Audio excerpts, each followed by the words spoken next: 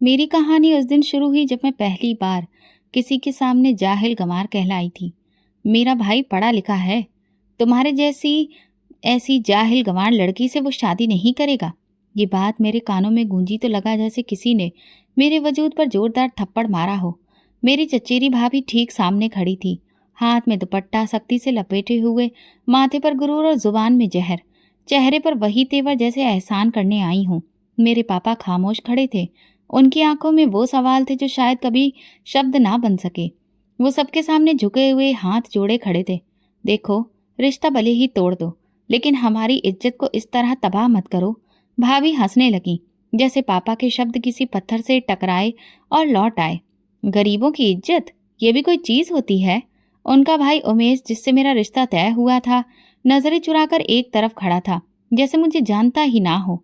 ये वही उमेश था जो चुपचाप मुझसे बातें करता था, मुझे किताबें लाकर देता था और वादे करता था कि वो हमेशा मेरा साथ देगा। भाभी के इनकार के बाद घर में खामोशी पसर गई थी, मगर मेरे अंदर एक जंग शुरू हो चुकी थी। माँ कमरे में चुपचाप पुराने कपड़ों की गांठें खोल रही थी। पापा आंगन के कोने में बैठकर दीवार को देख रहे थे, जैसे वो दीवार उनसे कुछ कहने वाली हो। मैंने कुछ नहीं कहा। अपने कमरे में जाकर वही रजिस्टर खोला जिस पर कई साल पहले एग्जाम नंबर 1 लिखा था। किताबें निकाली जिन पर वक्त की धूल जमी थी, मगर उनके अंदर के शब्द आज भी रोशन थे। अपनी अलमारी खोली, दुपट्टे के पीछे रखे नोट्स बाहर निकाले और मेज पर रखा। कमरा वो छोटा था, लेकिन सपने छोटे नहीं थे। उसी रात नींद आंखों से रूठ गई। पहला पन्ना खोला और कलम उठाई। मैंने कोई दुआ नहीं मांगी, ना कोई वादा किया, सिर्फ एक फैसला किया। अब मेरी पहचान किसी भी मर्द से नहीं, सिर्फ मेरी कामयाबी से जुड़ी होगी। अगले दिन जब मोहल्ले में बात फैली कि उमेश का रिश्ता टूट गया है, तो लोग मुझे देखकर अफसोस की नज़रों से देखने लगे। पापा के पास ना नौकरी थी, ना आमदनी का कोई जरिया। माँ सिलाई मशीन पर बैठी रहती थी और मैं सवाल हल करती रहती थी, जिनमें कामयाबी की कोई भी मार्किंग स्कीम नहीं थी। यूपीएससी अब मेरा नया इश्क बन गया था। सुबह सूरज उगने से पहले उठती, पानी से मुंह धोती और आसमान को देखकर दिल में कहती, याद रखना, मैं एक दिन खुद को साबित करके दिखाऊंगी। एग्जाम पास आ रहा था। किताबें कम थी, सवाल ज्यादा। मोहल्ले की चौपाल पर नई नवेली दुल्हनों की हंसी गूंजती थी और नीचे सड़क पर मैं यूपीएससी की पुरानी किताबें ढूंढ रही होती थी। पुरानी किताबों के बाजार से जितने भी सिलेबस की किताबें मिली, मैं सब उठा लाई। कुछ पुराने स्टूडेंट्स से पीडीएफ्स की फाइल ले ली, जो रात को मोबाइल पर डाउनलोड करके पढ़ती थी। रोशनी कम होती थी तो छत पर चली जाती। चांदनी जब किताब पर पड़ती तो लगता जैसे कोई साथ बैठा है। एक दिन पापा खामोशी से कमरे में दाखिल हुए। मैं एग्जाम की प्रैक्टिस कर रही थी। क्या पढ़ रही हो? सब्जेक्ट का टॉपिक है औरत और तरक्की। पापा कुछ देर चुप रहे, फिर बोले, मेरी मीनाक्षी एक दिन तरक्की की मिसाल खुद बनेगी। मोहल्ले में बातें होने लगी, इसकी उम्र निकल रही है, कोई रिश्ता भी नहीं आता, रिश्ते की क्या जरूरत है अब। मैं छत पर ये सब सुनती, मगर जुबान बंद रखती थी। अब मेरी जुबान सिर्फ अंग्रेजी में पेपर सॉल्व करती थी। मेरे जज्बे का इजहार अब शब्दों में नहीं, कामयाबी में होना था। एक दिन जब फॉर्म भरने गई तो पता चला एडमिशन फीस बढ़ गई है। मेरे पास आधे पैसे थे। फॉर्म हाथ में पकड़े सड़क के किनारे बैठ गई। उसी वक्त माँ की सहेली मीना मौसी मिल गई। क्या हुआ मीनाक्षी बेटा? मैंने नजरें नीचे करते हुए कहा। मौसी, कुछ पैसे कम पड़ गए हैं। मौसी ने चुपचाप 500 रुपये निकाल कर मेरे हाथ पर रख दिए। इन्हें वापस करने की कोई ज़रूरत नहीं है। जब तुम अफसर बनोगी तो मेरी बेटी का स्कूल में एडमिशन करवा देना। मैंने वो नोट जेब में रख लिए और दिल में लिख लिया, मीना मौसी, फक्र की पहली किस्त है। मैंने घर जाकर पापा को बताया। वो बोली, कभी सोचा ही नहीं था कि हम इस मुकाम पर होंगे, लेकिन तुम्हारे ऊपर भरोसा है। मैंने उनका आशीर्वाद लेते हुए बस प्रार्थना की। अब मेरे सब्जेक्ट का हर हिस्सा मेरी सांसों में पूरी तरह से बस चुका था। कभी पानी में चम्मच हिलाते हिलाते भी दिमाग में सवाल आते। Women empowerment is not a choice, it's a necessity.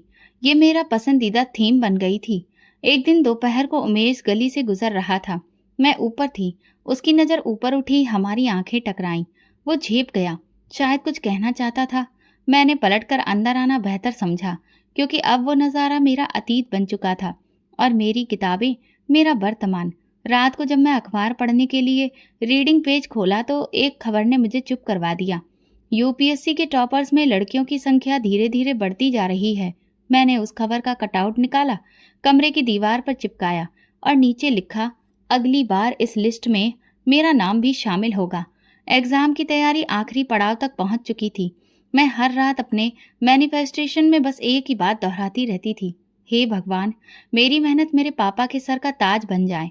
वो रात जब मैं आखिरी प्रैक्टिस टेस्ट दे रही थी तो मैंने खुद से वादा किया, अगर मैं फेल हुई तो फिर भी दोबारा इस एग्ज़ाम को दूंगी, लेकिन एक बार, सिर्फ एक बार मुझे कामयाबी मिल जाए तो अपने जैसे कई बच्चों के लिए नए रास्ते खोल दूंगी। मैं खुद को सिर्फ पढ़ाई के काबिल ही नहीं बल्कि मिसाल बनने के लायक भी समझती थी। मेरे पापा मजदूर थे, लेकिन मेरी सोच बहुत ऊंचे दर्जे की थी। रिजल्ट से पहले की रात कुछ अजीब सी थी। मैं बस छत पर चहलकदमी करती रही, जैसे किसी अंदरूनी तूफान को दबाने की कोशिश कर रही हूँ। नीचे आंगन में पापा कुर्सी पर बैठे चुपचाप बीड़ी पी रहे थे और माँ माला के दाने गिन रही थी। घर की हवा में सांस लेने तक का शोर सुनाई देता था। अगले दिन जब रिजल्ट की वेबसाइट खोली तो मेरे हाथ बहुत बुरी तरह से कांप रहे थे। रोल नंबर डालकर जैसे ही एंटर बटन दबाया, मैंने अपनी सांसें रोक लीं। स्क्रीन पर पहला शब्द जो नजर आया, क्वालिफाइड। मेरा दिल जैसे उस शब्द को देखकर धड़कना ही भूल गया था। मैंने स्क्रीन पर झुककर दोबारा देखा, मेरा नाम, मेरा रोल नंबर न और रैंक। मेरी आंखें आंसुओं से छलक गईं, लेकिन जो पहली आवाज मेरे मुंह से निकली वो थी माँ। माँ, जल्दी से कमरे में आओ। वो तुरंत भागती हुई आई। उनकी आंखों में सवाल थे। क्या हुआ बेटी? माँ, मैं अफसर बन गई हूँ। माँ तुरंत भगवान के आगे हाथ जोड़कर बैठ गई और फिर उन्होंने मेरे सर पर हाथ फेरा। उनकी आवाज भर आई थी, मेरी बेटी। मेरा मान सम्मान। पापा भी अंदर आए। मेरी तरफ उनकी नजरें पड़ी। वो लगातार मेरे चेहरे की चमक और माथे को देख रहे थे, जैसे वहां पर कोई ताज देख रहे हो। तुमने मेरा नाम रोशन कर दिया मीनाक्षी। अब मैं जब भी मरूंगा तो सीना तान कर मरूंगा। उस दिन घर में सिर्फ खुशी नहीं, शुक्र का माहौल था। मोहल्ले की औरतें एक एक करके बधाई देने आईं। वही औरतें जो पहले तानाकसी करती थी अब कह रही थी, बेटी हो तो मीनाक्षी जैसी। किसी ने मेरे साथ सेल्फी लेने की फरमाइश की तो किसी ने अपनी बेटी को साथ लाने की। जिंदगी बदल गई थी। माँ ने मेरे लिए नया सूट निकाला, लेकिन मैंने साधारण कपड़े पहनने पर जोर दिया। माँ, मुझे ज्यादा चमक धमक और शोर शराबा पसंद नहीं। मैं खुद को अभी भी वही मीनाक्षी समझती हूँ जिसने माँ की सिलाई की बचत से फॉर्म भरा था। दोपहर को मोहल्ले के मास्टर साहब आए। कहने लगे, बेटा, अब बहुत सारी बच्चियाँ तुमसे सीखेंगी, इसीलिए हम तुम्हें स्कूल में बुलाना चाहते हैं ताकि वे तुम्हें देखकर कुछ बनने का हौसला लें। मुझे वो दिन याद आया जब मीना मौसी ने एग्जाम की फीस के लिए 500 रुपए दिए थे। मैं उनके दरवाजे पर गई और उनके पैर छूकर कहा, आज आपके दिए हुए पैसों ने ही मुझे यहाँ तक पहुँचाया है। आपकी बेटी लीला को मैं स्कूल में एडमिशन करवाने ले जाऊंगी। मेरा पहला काम यही है। उस दिन मैंने अलमारी के नीचे रखा पुराना डिब्बा खोला। उसमें पुराने अखबार के सजे हुए नोट्स और एक खाली अंगूठी का डिब्बा था, वही जो मेरी चचेरी भाभी लेकर आई थी। मैंने उन सबको देखा और दिल में कहा, ये सब चीजें अब मेरे अतीत का हिस्सा हैं, मेरा भविष्य नहीं। रात को माँ चुपचाप मेरे पास आई और बोली, बेटी, तुमने हम सब की प्रार्थनाएं मंजूर करवा दी, पर अब तो नई जिंदगी शुरू होगी। मैंने कहा, माँ, मेरी नई जिंदगी की शुरुआत तब होगी जब किसी मीनाक्षी को दोबारा जाहिल गंवार कहने की हिम्मत कोई ना कर सके। घर के बाहर दिवाली जैसा मंजर था। हमने कुछ नहीं किया था, पर मोहल्ले वालों ने दीवारों पर लाइट्स लगा दी थी। दुकानदार मेरे नाम के बैनर छाप रहे थे। स्कूल के प्रिंसिपल ने बुलाकर कहा, मीनाक्षी, तुम हमारी स्टार हो। अगले साल हमारी एनुअल फंक्शन में तुम्हें हम चीफ गेस्ट की हैसियत से बुलाएंगे। अगले दिन उमेश गली में मिला। वो चुपचाप था, नजर झुकाए हुए, जुबान बंद। मैंने मुस्कुराकर देखा। उसने नजर उठाकर कहा, बधाई हो। मैंने कहा, थैंक यू। अगर तुम ना होते तो शायद मैं इतनी ऊंचाई तक कभी भी नहीं पहुंच पाती। वो कुछ लम्हों तक मुझे देखता रहा, फिर खामोशी से चला गया। एक दिन दोपहर के आसपास दरवाजे की घंटी बजी। मम्मी पापा खाना खाने में व्यस्त थे। मैंने दरवाजा खोला तो सामने वही चेहरा खड़ा था जिसे देखने की मेरी ख्वाहिश मर चुकी थी। मेरी चचेरी भाभी, हाथ में खूबसूरत डिब्बा था, सोने की अंगूठी लिए, दूसरे हाथ में मिठाई की टोकरी, जैसे कोई जीत की खुशी में शामिल होने आई हो। मीनाक्षी, बधाई हो। सुना है कि तुम असिस्टेंट कमिश्नर बन गई हो। अब तो तुम अफसर बन गई हो। बहुत गर्व है मुझे तुम पर। मैं कुछ लम्हों के लिए खामोश खड़ी रही। मेरे दिल में वो दिन धड़कने लगा जब यही दरवाजा इन्हीं भाभी ने ठुकरा दिया था, इनकार करके और ताने देकर। भाभी ने अंगूठी मेरी तरफ बढ़ाते हुए कहा, उमेश अभी तक तुम्हें नहीं भूला है, कहता है कि वो तुमसे ही शादी करेगा। तुम तो हमारी इज्जत हो। पीछे पापा अपनी जगह पर खड़े हुए थे। उनकी आंखें भाभी के कदमों में नहीं, मेरी आंखों में झांक रही थीं, जैसे पूछ रहे हो कि तुम्हारा फैसला क्या है। भाभी ने अंगूठी मेरे हाथ पर रखने की कोशिश की। मैंने धीरे से हाथ पीछे कर लिया और अंगूठी वापस डिब्बे में रख दी। भाभी, जब रिश्ते इज्जत से खाली हो जाएं तो वे सिर्फ अंगूठियां बनकर ही रह जाते हैं। भाभी ने हल्की सी मुस्कुराहट के साथ कहा, देखो वो वक्त कुछ और ही था, अब तो वक्त बदल गया है। हमने बहुत सोचा है, उमेश को भी अब बहुत ज्यादा पछतावा हो रहा है। मैंने नरमी से कहा, नहीं भाभी, वक्त बिल्कुल भी नहीं बदला, वक्त ने सिर्फ मुझे बदल दिया है। मेरे लहजे में न सख्ती थी न नरमी, सिर्फ वो सच था जो कई सालों से मेरे अंदर जिंदा था। भाभी के साथ खड़ी उसकी छोटी बहन ने धीरे से पूछा, दीदी क्या हम यहाँ पर विदाई करने आए हैं? भाभी ने उसे खामोश करवा दिया, लेकिन वो सवाल मुझे अंदर तक काट गया। मैं उस मासूम सवाल को देखती रही और कहा, विदाई वहां होती है जहां इज्जत बसती है, जहां दिल में बराबरी हो, यहाँ वो जगह नहीं रही। भाभी की आवाज में गुजारिश थी, तुमने बहुत तरक्की कर ली है मीनाक्षी, हम तो बस चाहते हैं कि तुम हमारे घर का हिस्सा बनो। मैंने नजर उठाकर कहा, जब मैं कुछ नहीं थी तब आपने मेरा बोझ नहीं उठाया, अब मैं एक मुकाम बन गई हूँ तो आपका गर्व नहीं बनूंगी भाभी। इज्जत का बोझ खाली हाथ उठाते हैं, सोने की अंगूठी से नहीं। वो खामोश हो गई। कुछ लम्हे दरवाजे पर गुजरे जैसे वक्त रुक गया हो। फिर उन्होंने धीरे से कहा, अच्छा जैसा तुम ठीक समझो। मैंने दरवाजा बंद कर दिया। पीछे पलटी तो पापा वहीं खामोश खड़े थे, जैसे हर शब्द सुन चुके हों। उन्होंने मेरे सिर पर हाथ रखकर कहा, मीनाक्षी आज तुमने मेरा सीना चौड़ा कर दिया। जिस दिन तुम्हें इनकार मिला था मेरी कमर झुक गई थी, आज तुमने वही कमर सीधी कर दी। मेरी आंख से एक आंसू बह निकला। अब वो कमजोरी नहीं था, ये वो सुकून था जो फिल्म की तरह मेरे दिल में उतर आया। जब मैंने अंगूठी लेने से इनकार किया, पहली बार जब पोस्टिंग का लेटर हाथ में आया, मैंने खामोशी से उसे खोला। सामने जो जिला लिखा था वो एक ऐसा इलाका था जो मेरे लिए अजनबी था, मगर दिल में अजीब सा सुकून था, जैसे मेरी कहानी का अगला पन्ना यहीं पर लिखा जाना हो। माँ ने लेटर पढ़ा तो आंखों में रोशनी थी। पापा ने हाथ पकड़ा और सिर्फ इतना कहा, बेटी अब तुम सिर्फ हमारी ही नहीं वहाँ के लोगों के लिए भी मिसाल बनोगी। उस जगह पर पहुँचते ही मुझे पहली चीज जो नजर आई थी वो थी खामोशी। स्टेशन पर ना तो कोई भीड़ भाड़ थी ना शोर, सिर्फ एक ठंडी हवा और सधी रफ्तार से चलती गाड़ियाँ। सरकारी रेस्ट हाउस में मैंने सामान रखा। अगले ही दिन ऑफिस में प्रेजेंट होना था। सबने गर्मजोशी से मेरा स्वागत किया, मगर मेरी नज़र उन फाइलों पर थी जिन पर पुराने मामलों की धूल जमी थी। दूसरे दिन मैंने शहर के नक्शे मंगवाए और एक कोना दिखाया जहाँ कच्ची आबादी लिखा था। मैंने पूछा, ये क्या है? किसी ने कहा, मैडम वो खाना बदोशों की बस्ती है, वहाँ ना तो स्कूल है ना क्लिनिक, बस झोपड़ियाँ हैं, कुछ जानवर, कुछ भीख मांगने वाले लोग। मैंने कहा, वही जगह मैं सबसे पहले जाऊंगी। सब लोग हैरान थे। मैडम वहाँ जाना आपके प्रोटोकॉल के लिए सुरक्षित नहीं है। मैंने कहा, जब वो सुरक्षित नहीं है तो फिर मैं कैसे हूँ?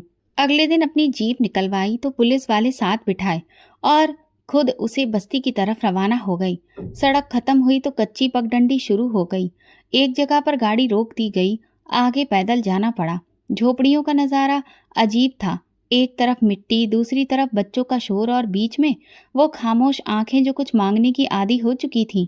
मैं पहली बार झोपड़ी के अंदर दाखिल हुई। एक छोटी बच्ची जमीन पर बैठी थी। पैरों में जूते नहीं थे और हाथ में टूटा हुआ प्लास्टिक का जग था।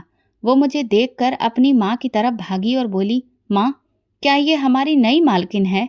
मेरा दिल जैसे किसी ने मुट्ठी में ले लिया हो। मैं उस बच्ची की तरफ झुकी और कहा, नहीं बेटी, मैं तुम्हारी नौकर हूँ और मुझे तुम्हें मालिक बनाना है। उसने मुझे हैरत से देखा, जैसे यकीन नहीं आया हो। माँ झोपड़ी से बाहर आई, खुद को अच्छे से लपेटे हुए और शर्मिंदगी से बोली, मैडम जी हम तो गंदे लोग हैं, आप क्यों आई हैं? मैंने कहा, तुम लोग गंदे नहीं हो, तुम्हें गंदा देखने वाली आंखें बीमार हैं। मैंने आसपास देखा, कहीं पानी नहीं था, ना ही कोई स्कूल खुला दिख रहा था, ना ही कोई क्लिनिक। बच्चों के चेहरे पर धूल, औरतों के कपड़ों में कई जगह पैबंद लगे हुए थे। मर्द किसी काम की तलाश में कहीं दूर गए थे। ये भी कोई जिंदगी नहीं थी। यह सिर्फ सांस लेने की जगह थी। मैंने तुरंत ही अपनी नोटबुक निकाली, सब कुछ लिखा। स्कूल, बुनियादी सेहत, पहचान कार्ड। रात को वापस ऑफिस पहुंची, योजना तैयार करवाई। तीसरे दिन तक मोबाइल, स्कूल वैन, टीम और अफसरों की गाड़ियां वहां पर भेज दी। अन्नू, वही बच्ची जो मुझे मालकिन समझ रही थी, वैन के अंदर बैठी अपनी किताब से कुछ पढ़ने की कोशिश कर रही थी। उसकी आंखें चमक रही थीं, जैसे उसे दुनिया मिल गई हो।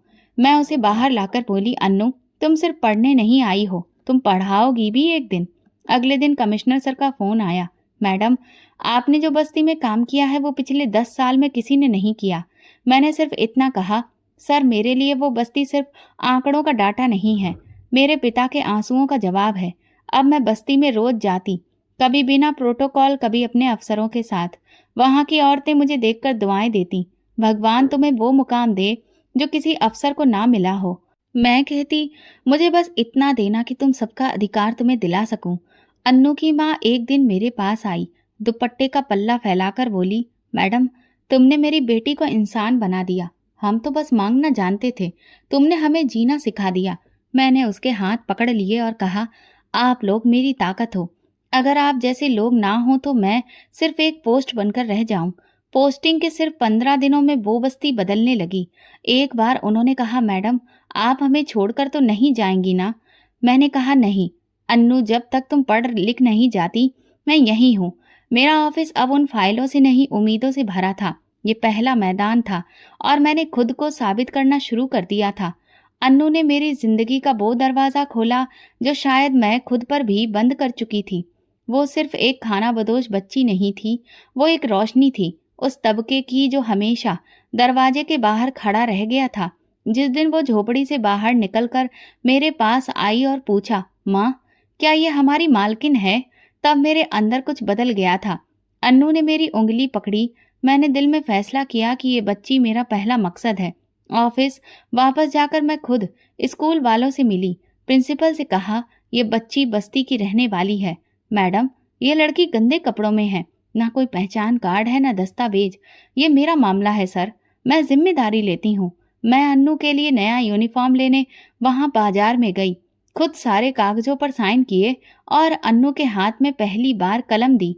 वो चुपचाप मेरे चेहरे को देखती रही, आश्चर्य से पूछने लगी, क्या मैं वाकई में पढ़ सकती हूँ? मैंने उसके सिर पर हाथ रखकर कहा, अन्नू, तुम मेरी अपनी स्टूडेंट हो, तुम्हें वो सब मिलेगा जो मेरी आंखों ने बरसों पहले देखा था।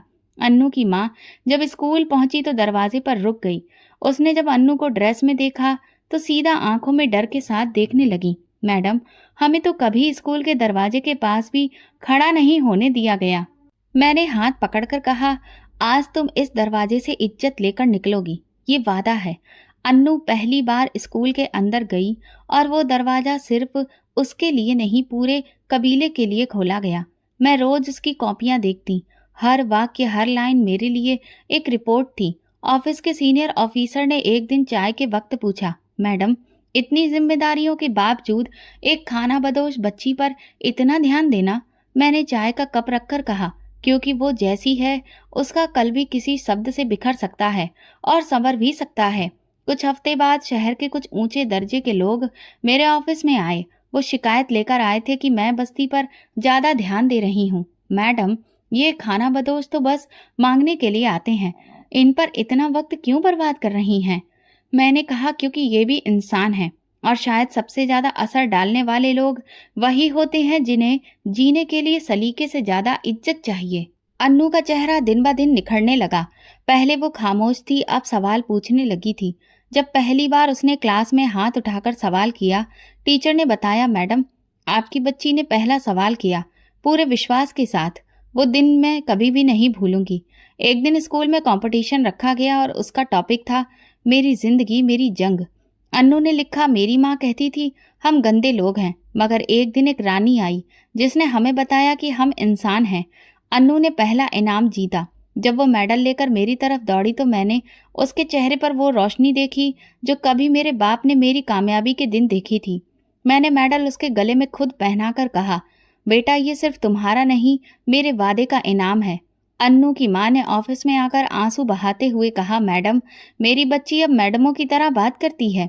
वो पूछती है, माँ, क्या तुम्हें यकीन है कि मैं कुछ बन सकती हूँ?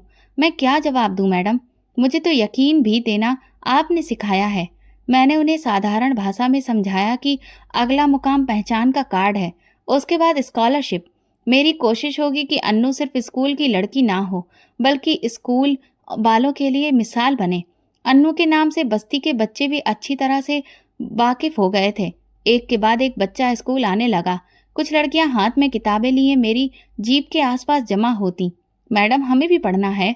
मैंने बस्ती में एक छोटा सा लाइब्रेरी स्टॉल लगवा लिया।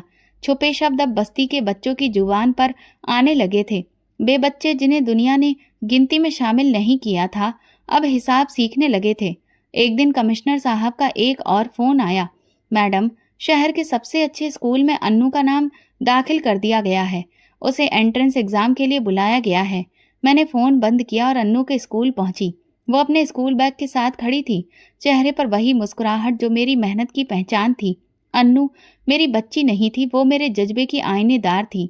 और शायद वो पहला चेहरा था जिसने मुझे भरोसा दिलाया कि मैं अफसर बनकर सिर्फ मेज पर नहीं, जमीन पर भी काम कर सकती हूँ। अन्नू का मेडल, उसकी तरक्की की खबरें मीडिया की सुर्खियों में आने लगी।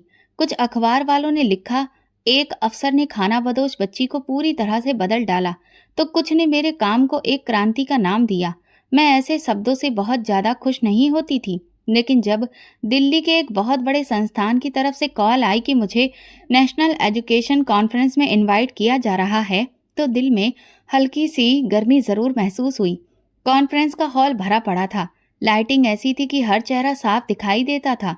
मैं पीछे बैठने की हमेशा से आदी रही थी, लेकिन इस बार मेरी कुर्सी पहले ही कतार में मौजूद थी। स्टेज पर कुछ जाने पहचाने लोग और कुछ राजनीतिक अवसरवादी लोग भी मौजूद थे।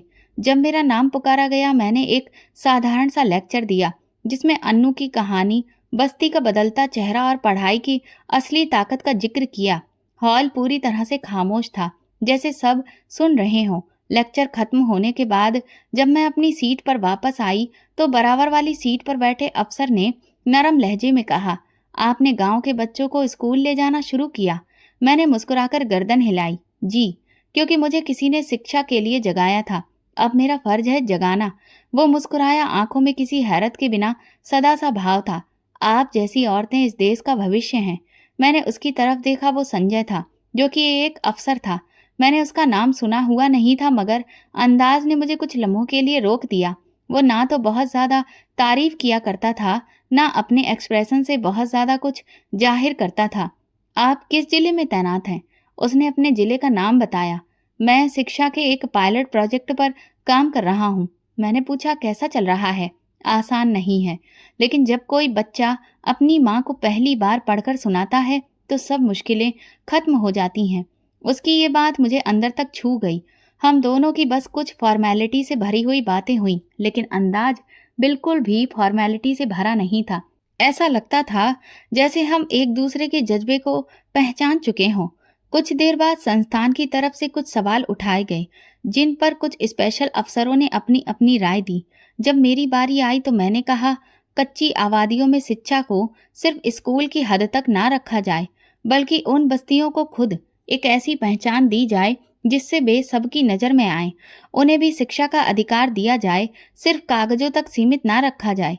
संजय ने मेरे जवाब पर हल्के से तालियां बजाईं और बाद में कहा, बहुत कम लोग होते हैं जो बात को दिल से कहते हैं। आप उनमें से हैं। कॉन्फ्रेंस के खत्म होने के बाद वो मेरे साथ बाहर आया। हम हॉल से निकलकर लॉन में धीरे धीरे चलने लगे। आपने अफसर होकर इंसान होना नहीं छोड़ा, ये तो बहुत ही कम होता है। मैंने जवाब दिया, मैं तो इंसान होकर अफसर बनी थी, वरना शायद मैं इसके पीछे बैठी रह जाती। उसने पूछा, कभी लगता है कि ये सब काफी नहीं है? मैंने कहा, हाँ, लेकिन जब अन्नू की आंखों में उम्मीद देखती हूँ तो लगता है कि शायद एक जिंदगी काफी है, अगर सच में जियो तो। हम काफी देर खामोश रहे। लॉन के किनारे खड़े होकर हमारे आने वाले भविष्य पर बातें की, पॉलिसियों पर नहीं, लोगों पर बातें की। जब मैं वापस गाड़ी की तरफ बढ़ी तो संजय ने कहा, उम्मीद है हम दोबारा किसी फील्ड में मिलेंगे, मीटिंग रूम में नहीं। मैंने पहली बार महसूस किया कि कोई मर्द बगैर किसी रिश्ते की दरकार के, बिना कोई भाव दिए, सिर्फ मेरी बातों से प्रभावित हो सकता है। ये पहली बार था जब मेरी काबिलियत पर कोई ठहरा, बिना किसी मकसद के, वापसी के सफर में मैंने मोबाइल में अन्नू की वो तस्वीर देखी जिसमें वो मेडल पहनकर मुस्कुरा रही थी। मैंने खुद से कहा, अगर कोई मुझे सिर्फ इस बच्ची की कामयाबी से जानता है तो यही मेरी पहचान है। संजय की बातें मन में गूंजती रहीं। शायद उसकी खामोशी में वो गहराई थी जिसे मैं बरसों से महसूस करना चाहती थी। लेकिन मैं जानती थी अभी मेरे रास्ते में बहुत काम बाकी थे। रिश्ते अगर नसीब में हों तो साथ चलते हैं, और अगर सिर्फ तारीफ का बोझ हो तो फिर दूर रहते हैं। संजय एक अफसर था, मगर शायद पहली बार मुझे अफसर नहीं इंसान की नज़र से कोई देख रहा था। अन्नू के स्कूल में एनुअल फंक्शन की तैयारी हो रही थी। मैं बहुत झिझक रही थी, पर दिल में एक अजीब सी राहत महसूस कर रही थी कि कुछ जिंदगियों का रुख बदल रहा था। इसी दौरान ऑफिस में सेक्रेटरी ने आकर जानकारी दी, मैडम, बाहर 2 मेहमान आए हैं। वो अपनी पहचान आपकी भाभी और उमेश के तौर पर करवा रहे हैं। मेरे हाथ में फाइल थी। कुछ लम्हों तक मैं कोई हलचल महसूस नहीं कर पाई, लेकिन फिर जैसे किसी ने सीना चीरकर पुराने जख्म को ताजा कर दिया हो। उन्हें अंदर भेज दो। दरवाजा खुला और वही चेहरे सामने थे। भाभी थोड़ी झुकी हुई थी, गुरूर वाली चाल कहीं पीछे छूट चुकी थी, और उमेश, जिसने कभी नजरें उठाकर मुझसे बात की थी, आज हाथ जमीन पर और नजरें गड़ी हुई थी। मीनाक्षी, उमेश बहुत बदल गया है। भाभी ने बात शुरू की। जब तुम अफसर बनी तो इसका गुरूर टूट गया। अब वो तुम्हें चाहता है, इज्जत देता है और मानता है कि तुम जैसी लड़की से बेहतर कोई नहीं हो सकती। मैं खामोशी से बैठी सुनती रही। भाभी के हाथ में वही अंगूठी थी जो कभी मेरे दरवाजे पर लाई गई थी। यही है वो जो हम दोबारा लाए हैं, लेकिन इस बार नियत और नज़र दोनों बदल चुकी है। मैंने उनकी तरफ नहीं देखा, सीधा मेज पर नजरें जमाईं। फिर धीरे से सर उठाया और भाभी की आंखों में आंखें डालकर कहा, आप मेरे पिता के सामने हाथ जोड़ने को तैयार नहीं थी। उस वक्त मेरे घर की खामोशी आपको कमजोरी लगी। अब मैं सर झुकाकर किसी का रिश्ता नहीं लूंगी। भाभी थोड़ा पीछे हट गई। अंगूठी का डिब्बा धीरे से बंद किया, जैसे इनकार पहले ही समझ चुकी थी। मैंने उमेश की तरफ देखा। वो अभी भी नजरें झुकाए खड़ा था। उमेश, क्या तुम जानते हो वो दिन मेरी जिंदगी का सबसे टूटा हुआ लम्हा था, जिस दिन तुमने मुझे जाहिल गंवार कहा था। वो दिन आज भी मेरी याद में वैसा ही ताजा है। तुम शायद बदल गए हो, लेकिन कुछ शब्द नहीं बदलते। उसने पहली बार सिर उठाया, धीरे से कहा, मीनाक्षी, मैं शर्मिंदा हूँ। जानता हूँ कि मेरे गुरूर ने बहुत कुछ तोड़ा। गुरूर अगर वक्त पर टूटे तो इज्जत बच जाती है, लेकिन देर से टूटे तो सब कुछ बहा ले जाता है। तुम्हारे लिए शायद अब सिर्फ शर्मिंदगी रह गई है और मेरे लिए जिंदगी का सबक। भाभी ने एक आखिरी कोशिश की। मीनाक्षी, अगर तुम कहो तो हम सबके सामने माफी मांग लेंगे। तुम बस हाँ कर दो, हमारी इज्जत बची रह जाएगी। मैं कुर्सी से उठ खड़ी हुई। भाभी, आपके भाई ने मेरी बेइज्जती को एक वाक्य में ही तोड़ दिया था, और मैं अपनी जिंदगी को कई सालों में संवार पाई हूँ। ये सौदा अब मुझसे नहीं हो पाएगा। उमेश ने एक नज़र मेरे कमरे की दीवारों पर डाली, जिन पर रिवॉर्ड्स, सर्टिफिकेट्स और अन्नू की तस्वीरें लगी थीं। शायद उसे वो सब दिखाई दिया जो कभी समझ ना सका। मीनाक्षी, अगर कभी माफी से कुछ वापस आता तो मैं सब कुछ दे देता, मगर शायद तुमने जो चाहा वो मैं कभी ना समझ सका। मैंने सर हिलाया। माफ करने का मतलब ये नहीं होता कि रिश्ता दोबारा जुड़ जाए। कई बार माफ करना सिर्फ खुद को आजाद करना होता है, और मैं वो कर चुकी हूँ। भाभी ने खामोशी से अंगूठी वापस बैग में रखी और बिना कुछ कहे पलट गई। उमेश दरवाजे पर रुककर पलटा। मीनाक्षी, तुमने जीत लिया है। मैंने कहा, मैंने सिर्फ खुद को हारा नहीं, बाकी सब खुद ब खुद मिल गया। दरवाजा बंद हुआ तो ऑफिस में खामोशी छा गई। मैं खिड़की से बाहर देखने लगी। अन्नू स्कूल से लौट रही थी।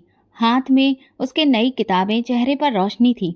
दिल में एक अजीब सा सुकून उतर गया, जैसे कोई पुराना कर्ज अदा हो चुका हो। मैं कुर्सी के सहारे सिर टिकाई और धीरे से खुद से कहा, रिश्ते मांगने से नहीं, इज्जत देने से मिलते हैं। और अब मुझे किसी अंगूठी की नहीं, अपने किरदार की मोहर चाहिए। ये वो मुकाम था जब मैंने सिर्फ इनकार नहीं किया, बल्कि खुद को फिर से पूरा पाया। एक दिन ऑफिस में अचानक एंटी करप्शन विंग की टीम पहुंची।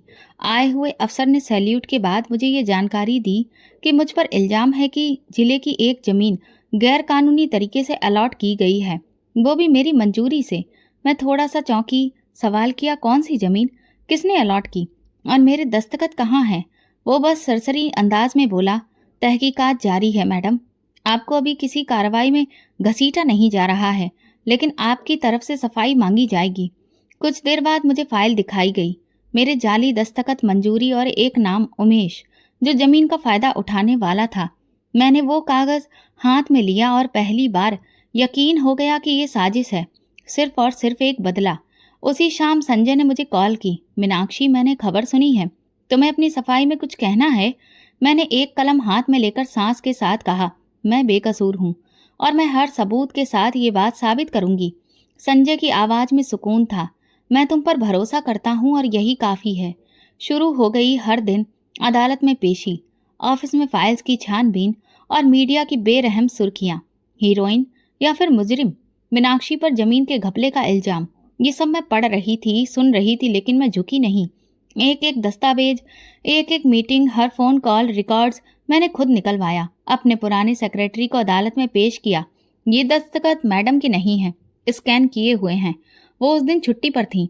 मैंने दफ्तर की सीसीटीवी रिकॉर्डिंग मंगवाई और अदालत में पेश की। मेरी गैर मौजूदगी के वक्त एक पुराना क्लर्क जो उमेश के ही पहचान वालों में से था, वही फाइल अंदर लाया था। फिर उमेश का नाम बैंक स्टेटमेंट में जाहिर हुआ। जमीन की खरीदारी एक ऐसे अकाउंट से हुई थी जो उमेश के पिता के नाम पर था। अब सच सामने आ चुका था। एंटी करप्शन विंग ने अपनी रिपोर्ट जमा करवाई। ऑफिसर मीनाक्षी बेकसूर हैं। उमेश ने अपनी पर्सनल दुश्मनी में झूठे केस तैयार करके जाली दस्तावेजों और फर्जी दस्तखतों से ये सब करवाया। उमेश को तुरंत ही उसके पद से हटाया गया।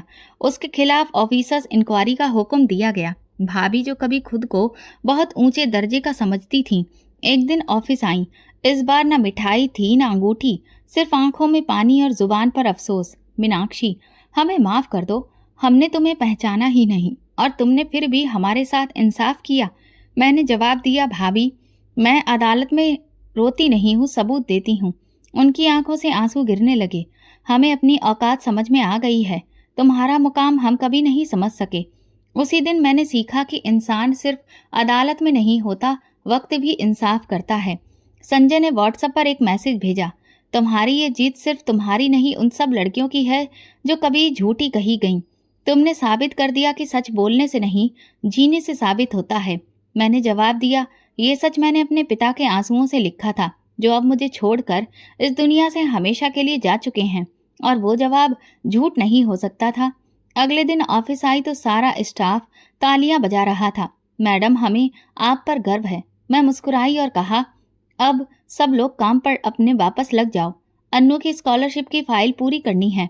इंसाफ मिल गया था, मगर वो वक्त जो कट गया था, वो पल जो शक में गुजरे, वो सब मेरी हड्डियों तक उतर गए थे। लेकिन एक अफसर की असली ताकत उसकी सच्चाई नहीं, उसकी हिम्मत होती है, और मैंने वो हौसला अपने खून में उतार लिया था। जमीन पर बैठने का अंदाज वही था, बस अब कंधों पर अफसर के सितारे थे। दिल में सुकून का एक नया दरिया था। घर आकर मैं अपने पिता की तस्वीर के सामने बैठी, जिन्होंने मेरी खामोशी के दिनों में मुझ पर यकीन रखा था, जिनसे उस दिन सबके सामने उनका सिर झुका दिया गया था जब मुझे बेइज्जती का सामना करना पड़ा था। पापा के चेहरे पर जो हल्की सी मुस्कुराहट थी, उसे देखकर ऐसा लगता था कि उन्हें मुझ पर गर्व है और भरोसा भी। मेरे हाथ में मिठाई का एक छोटा सा डिब्बा था, जैसे किसी कामयाबी की खुशी में बांटा जाता है, मगर इस बार ये किसी दफ्तर या प्रोग्राम के लिए नहीं था, ये पापा के लिए था। मैंने उनकी तस्वीर के सामने बैठकर धीरे से वो डिब्बा रखा, जैसे कोई तोहफा, फिर हाथ जोड़कर प्रार्थना की और कुछ देर बाद धीरे धीरे बोलने लगी, जैसे पापा सब कुछ सुन रहे हों। पापा, वो भाभी दोबारा आई थी, उमेश को साथ लेकर। कह रही थी अब वो बदल गया है, अंगूठी भी लाई थी। मैंने पापा के चेहरे पर नजर टिकाई, लेकिन मैंने इनकार कर दिया। पापा, उस दिन आपने जिस दुख को आंखों में छुपाकर सर झुकाया था, मैंने वो सिर दोबारा कभी झुकने नहीं दिया। मैंने उनके चेहरे को एक बार फिर से छुआ। थोड़ी देर उंगलियां उनकी तस्वीर पर फेरती रही, जैसे कि वो भी जवाब देंगे, और मैं उनका जवाब सुनने की कोशिश कर रही थी। फिर मैं सर उठाया कर बोली, पापा, अन्नू अब स्कूल जाती है, सिर्फ पढ़ती नहीं, अब दूसरों को भी सिखाती है। वो कहती है, मैडम, मैं भी एक दिन अफसर बनूंगी। मैं मुस्कुराई। आपको याद है ना, आप कहा करते थे, बेटी को पढ़ाओ, क्योंकि बेटी जब संभालती है तो कई नस्लें संभालती है। पापा, अन्नू भी संभाल रही है और मैं भी। कमरे में हल्की सी हवा का झोंका आया और एक अजीब सी खुशबू ने माहौल को घेर लिया। मैंने आंखें बंद कर ली, जैसे वो खुशबू मेरे अंदर उतर रही हो। जैसे पापा का जवाब आ रहा हो, खामोशी में लिपटा हुआ। पापा, मैं आपकी वही मीनाक्षी हूँ जो कभी आपके पीछे खड़ी होकर चुपचाप भाभी की बातें सुना करती थी। आज मैं लोगों के सामने बोलती हूँ, फाइलों पर दस्तखत करती हूँ, फैसले देती हूँ, मगर आज भी दिल वही है, वही पुराना सा दिल जो सिर्फ आपकी दुआओं से चलता है। जब मुझ पर इल्जाम लगा था, सबने आंखें फेर लीं, लेकिन एक शख्स था जो खामोशी से मेरे साथ खड़ा रहा, संजय। उसने मुझसे कुछ नहीं मांगा, सिर्फ यकीन दिया। शायद इसलिए कि वो जानता है कुछ लोग साथ निभाने के लिए होते हैं, दावे करने के लिए नहीं। मैंने हाथ उठाकर आसमान की तरफ देखा। सूरज धीरे धीरे ढल रहा था। मैंने कहा, पापा, अगर आपको फक्र था ना मुझ पर, तो जान लीजिए आज भी मैं वही मीनाक्षी हूँ जो उस दिन आपके कदमों में खड़ी थी।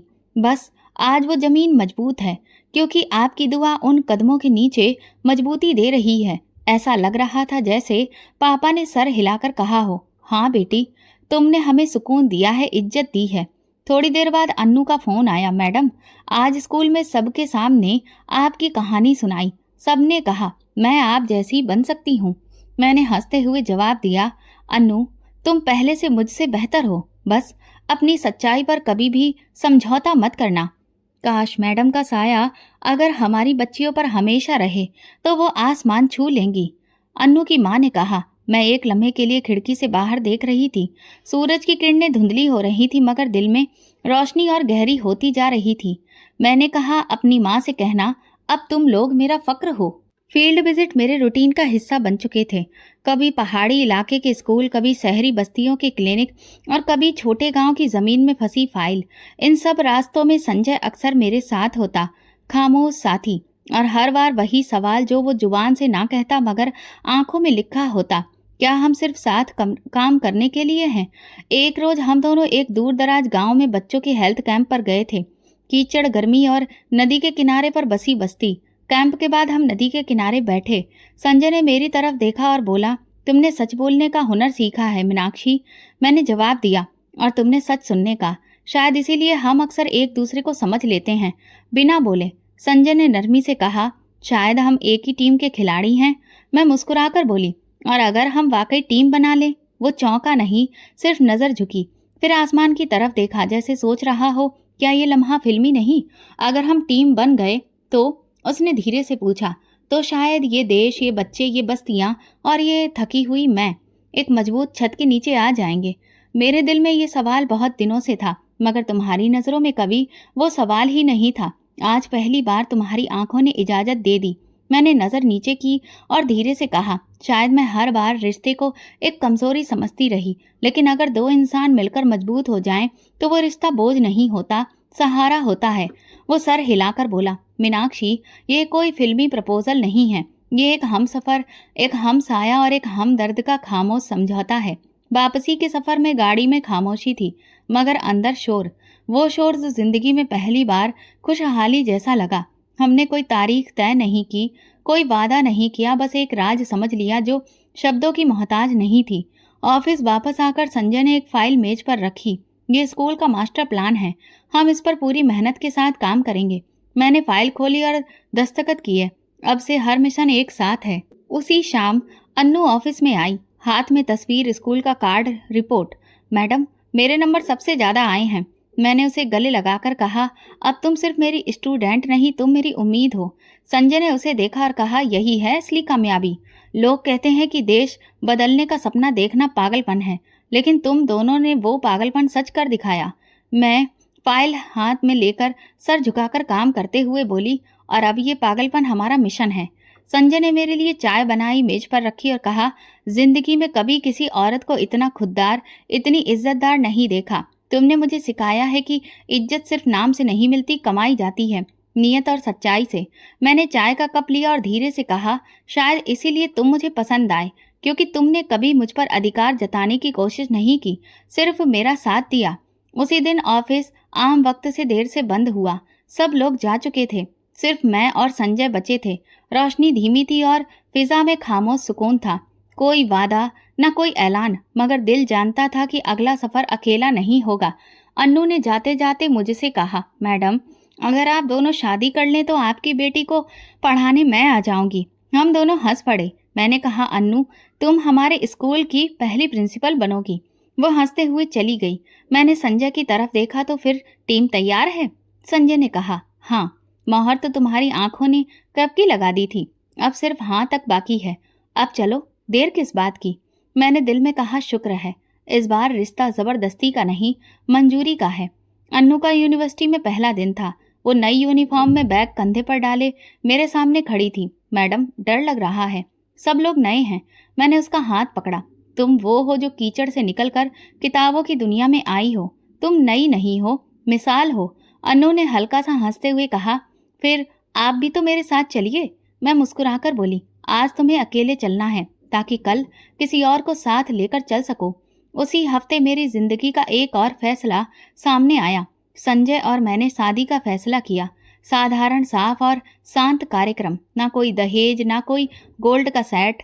पंडित जी के सामने बैठे हुए साधारण साड़ी में कुछ गवाह, दो लोग जिन्होंने जिंदगी का हर मोड़ सच्चाई से गुजारा था। शादी का रिसेप्शन किसी होटल या शादी हॉल में नहीं, बल्कि पुराने सरकारी लाइब्रेरी के गार्डन में रखा गया, वहीं जहां हम दोनों ने पहली बार एक स्कूल के प्लान पर चर्चा की थी। मैंने लाल रंग की साड़ी पहनी थी और संजय ने नीले रंग का कुर्ता। सादगी ही हमारी पहचान बन चुकी थी और हमने वही अपनी पोशाक में भी अपनाया।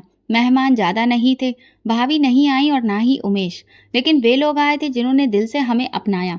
अन्नू, उसकी माँ और वे सारे बच्चे जो आज मुझे अपना रोल मॉडल मानते थे।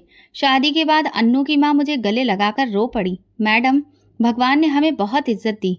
हमने कभी सोचा ही नहीं था कि आप हमारी बेटी बन जाओगी। मैंने उनका हाथ पकड़कर कहा, आप वो पहली औरत थी जिन्होंने मुझे बिना खून के अपना कहा था।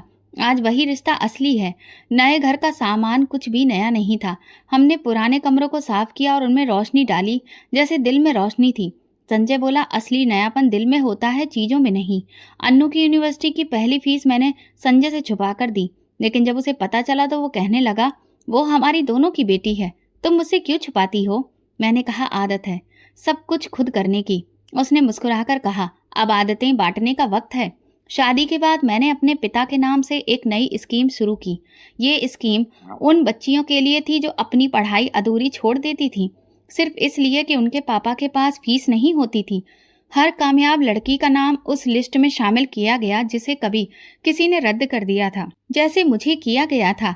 एक दिन अन्नू ने कहा, मैडम, आपने सब कुछ जीत लिया, इंसाफ, मोहब्बत, सब कुछ। मैंने कहा, नहीं अन्नू, सब कुछ नहीं, वो चौंकी। तो क्या बाकी है? मैंने आसमान की ओर देखा। पापा के आंसू। मैं उन्हें लौटा तो पाई हूँ, बस वही काफी है। मैं संजय के साथ पापा के कमरे में गई। उनकी तस्वीर के सामने बैठकर कहा, पापा, मैं वही मीनाक्षी हूँ जिसे आपने कभी किसी के सामने सर झुकाने नहीं दिया। और आज आपकी बेटी एक पत्नी है, एक माँ है, एक टीचर है और आपकी प्रार्थना है। संजय दूरी पर खड़ा रहा। उसने मुझे अकेले में वक्त दिया जैसे हमेशा देता था।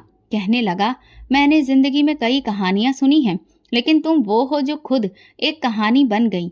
अपने घर जाकर हमने खाने की मेज पर दो मिट्टी के दिए रखे, एक पापा के नाम पर और एक अन्नू के पिता के नाम पर, जो अब इस दुनिया में नहीं थे मगर अपनी बेटी की रोशनी बन गए। ये कहानी मैं लिख रही हूँ। हर शब्द में, हर सच्चाई में, हर जुमले में सफलता है। ये कहानी किसी दुल्हन की नहीं, एक बेटी की है, एक अफसर की है, एक लड़ने वाली औरत की है जो आज खुद नहीं दूसरों को उठा रही है। और हाँ, मैं वही मीनाक्षी हूँ जिसके बाप ने हाथ जोड़े थे और जिसने उन हाथों की लाज रखी। यही अंजाम है और यही शुरुआत। तो दोस्तों, अगर आपको हमारी कहानी पसंद आई हो तो कमेंट करके ज़रूर बताएं। वीडियो को लाइक करें और ज़्यादा से ज़्यादा शेयर करें। अगर आप चैनल पर नए हैं तो सब्सक्राइब जरूर करें और नोटिफिकेशन बेल दबाएं ताकि अगली अपडेट सबसे पहले आपको मिले। धन्यवाद।